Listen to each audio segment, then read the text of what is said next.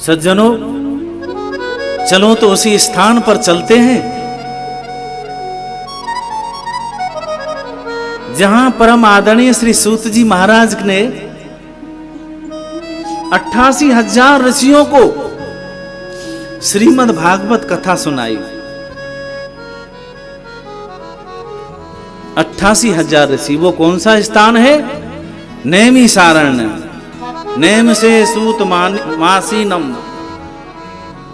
नैमिषारण्य।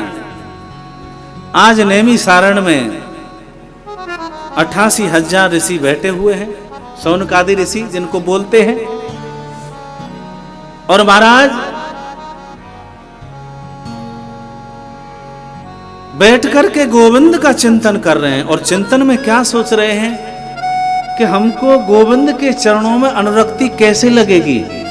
हमारा मन गोविंद के भजन में लगता नहीं, क्योंकि मन बड़ा चंचल है। कैसे तेरा भजन करूं? किस प्रकार के गोविंद के चरणों में हमारी अनुरक्ति लगे, किस प्रकार से हमारा वैराग्य गोविंद के चरणों में हो जाए। तो जब ऐसा कुछ सोच रहे थे, उसी समय परम आदरणीय परम वंदनीय श्री सूत जी महाराज का आगमन हो गया। और जैसे ही शौनकादि ऋषियों ने सूत जी महाराज को देखा, सभी संत खड़े हो गए और कहने लगे, आओ आओ आओ आओ आओ सूत जी महाराज, हम आपके चरणों में वंदन करते हैं। लेकिन सूत जी महाराज तो आश्चर्य रह गए। अरे इतने इतने उम्र वाले संत, किसी की 1,00,000 वर्ष की उम्र, किसी की 1,000 वर्ष की उम्र, और मेरी उम्र केवल 20 वर्ष। मुझे देख करके खड़े हो गए। वो कहने लगे, ये मुझे अच्छा नहीं लगा। बोले क्यों? क्योंकि मैं तो आपसे बहुत छोटा हूं उम्र में। सज्जनों, शौनकादि ऋषि कहते हैं, बोले सूत जी महाराज सुनो कि धन वृद्धा बल वृद्धा आयु वृद्धा स्थैव च किते सर्वे अपि ज्ञान वृद्धास्य कि किंकरा शिष्य किंकरा। बोले धन वृद्धा बल वृद्धा आयु वृद्धा स्थैव च ते सर्वे अपि ज्ञान वृद्धास्य किंकरा शिष्य किंकरा। बोले सुनो,